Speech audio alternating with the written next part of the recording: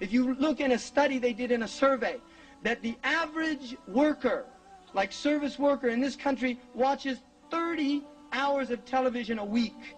Children, they say 40 to 60 hours of television a week, a full-time job, watching nonsense. This is what they're doing. When you go to the managers of these people, they watch 20 hours a week. When you go to the heads of the people over the managers, the overseers, then you get like 10 hours a week. When you get to the CEOs, they watch 2 to 3 hours of television a week. 50% of that material is material related to the work that they're doing. So the movers and shakers in this world are not sitting around watching television.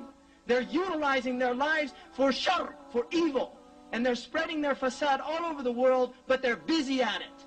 And the Muslims are asleep, and because we have gone to sleep, they have taken over. Because we have gone to sleep, they have taken over. And that's why we find ourselves in the horrific condition we find ourselves in. And until the Muslims wake up, it's just going to, one nightmare to another. We're just going to be in one nightmare to another. That's all it is. They're just nightmares because we're asleep.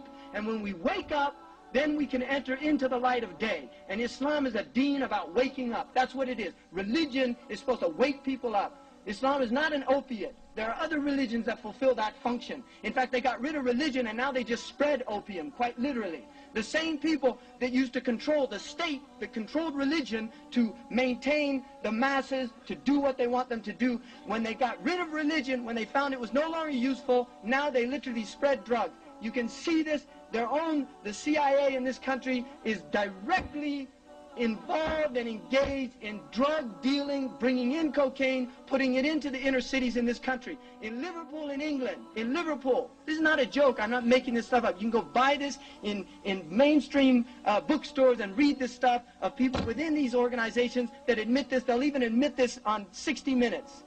I mean, this is not a joke, this is reality, people. There are people that want to keep you asleep. If they don't use the drugs of white powder, they'll use the drug of television, they'll use the drug of their mass media, they'll use all these drugs, but they're going to keep you asleep because they fear the day that you wake up. That's what they fear. And you should be very well aware of that. Because Allah subhanahu wa ta'ala told us this in the Quran. لِيُرِيَ فَرْعَوْنَ وَهَمَانَ وَجُنُودُهُمَا مَا كَانَ مِنْهُمْ يَحْضَرُونَ. To show Fir'aun, all these political tyrants, and to show Haman all these multinational economic, political, economic powers that are literally subjugating, humiliating, stealing the minerals and resources of Muslims and human beings all over the world in order for them to play golf on the weekends. And then you have Junudahuma, those like the Pentagon and all these powerful militaries that go around tyrannizing people and humiliating people, bombing innocent civilians, gassing human beings. We had Kurdish human beings that were gassed. Be aware of that, people. Kurdish human beings living in villages, mothers with their babies gassed by these people. This is how they feel about human beings. This is how they feel about it. Those gas bombs weren't made in those countries. They're made by the same people that bring good things to life. I mean, it's not a joke. This is reality, people. This is reality. And if you don't like it, go back to sleep. But this is reality. You're all adults and you better start just being aware of what kind of world we're living in and what we have to do to make some changes. Because the changes aren't going to come around if we just keep sleeping along, dozing along, putting on the snooze button. Because the alarm clock keeps going off. Allah has given us enough warnings and we just sit around.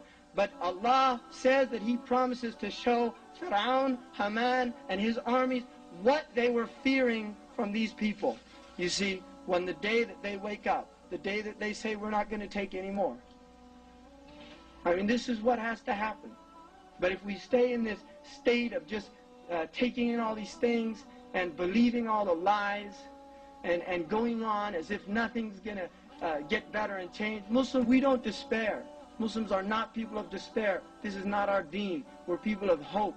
We're people of Allah subhanahu wa ta'ala. Allah is our Mawla. Allah is our Mawla, and we should be aware, La hawla wa la quwwata illa billah. There is no strength and no power except by Allah subhanahu wa ta'ala. I mean, this is it. This is reality. And I really hope that all of you, including myself, and I include myself in every talk that I give because I need my own advice as much as anybody else, that we have to become people of jid, of seriousness, people that are worthy of this deen. People that are worthy of this deen. If you read the stories of those who went before us, when they asked them, what was Ibn Umar like? They asked Nafi', the servant of Ibn Umar, what was he like? Wallahi la tutiqunahu. The man said, don't ask me about it, because you'll never do what he did. They said, what did he do? He said he did wudu for every prayer. And between the prayers, he was either occupied in important matters or reciting the Quran. These were people of depth and seriousness. They weren't frivolous people. They went and they literally spread this deen to the ends of the earth. And this is not pie-in-the-sky rhetoric. This is not pie-in-the-sky rhetoric. Our deen is not a deen of rhetoric. It's a deen of action. It's not a deen of eloquent words. It's a deen of doing things, of going out and changing the world. And the people in this room have the potential to do that.